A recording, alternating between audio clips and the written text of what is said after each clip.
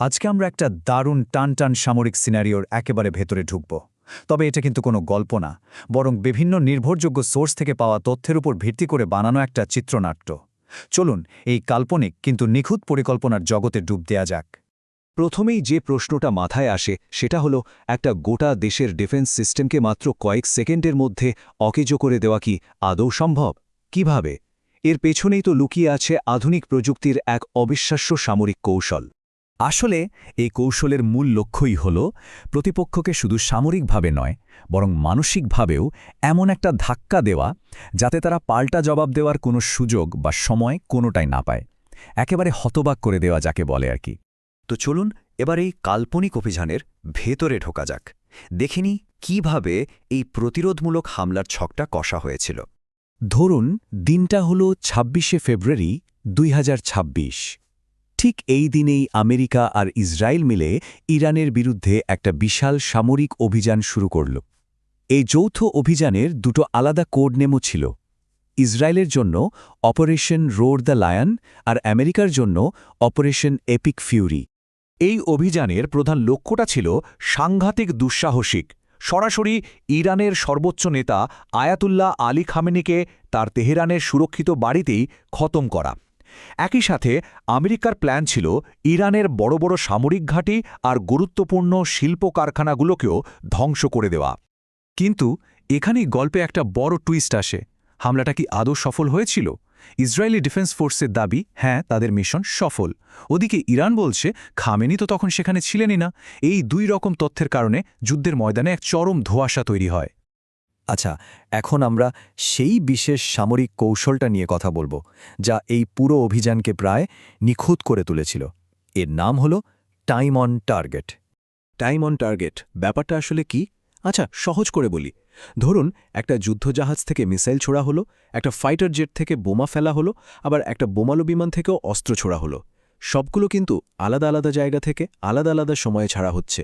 কিন্তু অবাক করা ব্যাপার হলো নিখুঁত গাণিতিক হিসাবে সবগুলো অস্ত্র দেশের বিভিন্ন প্রান্তে থাকা টার্গেটগুলোতে ঠিক একই সেকেন্ডে গিয়ে আঘাত হানছে। ভাবা যায়? এই অবিশ্বাস্য কাজটা করার জন্য প্রথমে আরব সাগর আর ভূমধ্যসাগরে যুদ্ধজাহাজ মোতায়েন করা হয়। এরপর সেখান থেকে বিভিন্ন দূরত্বে থাকা টার্গেটের দিকে মিসাইল বোমা ছোড়া হয়। প্রত্যেকটা অস্ত্রের গতিপথ আর সময় এমনভাবে হিসাব করা হয় যাতে শত শত মাইল দূর থেকেও সেগুলো একই মুহূর্তে গিয়ে লক্ষ্যে আঘাত করতে পারে। তো থিওরি তো অনেক হলো, চলুন এবার সরাসরি অ্যাকশনে ফেরা যাক। দেখা যাক এই প্রথম দফার হামলাটা আসলে কতটা বিধ্বংসী ছিল।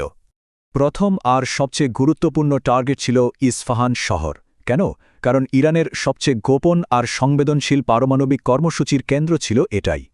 ইস্পাহানে সরাসরি ইরানের পারমাণবিক কর্মসূচির সেই হৃৎপিণ্ডে আঘাত হানা হয়, যাকে ওদের ক্রাউন জুয়েল বা মুকুটমণি বলা হতো। শুধু তাই নয়, ওদের ড্রোন বানানোর সবচেয়ে বড় কারখানাগুলো ধ্বংস করে দেয়া হয়। এর পরের টার্গেট ছিল কারাজ শহর। ইরানের শিল্প আর প্রযুক্তিগত গবেষণার জন্য এই শহরটা খুবই গুরুত্বপূর্ণ। কারাজের বড় বড় শিল্পকেন্দ্র আর মহাকাশ গবেষণা কেন্দ্রগুলোকে টার্গেট করে হামলা চালানো হয়। উদ্দেশ্য ছিল ইরানের শিল্প ক্ষমতাকে একেবারে পঙ্গু করে দেওয়া। ৩ নম্বর প্রধান টার্গেট ছিল কেরমানশাহ, যেখানে ইরানের মিসাইল সিস্টেমগুলোর একটা বড় ঘাঁটি ছিল।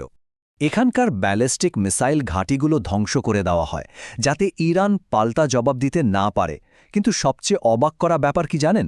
ওখানকার রাডার সিস্টেমগুলো চালু হওয়ার আগেই, মানে কিছু বোঝার আগেই, সেগুলোকে অকেজো করে দেওয়া হয়।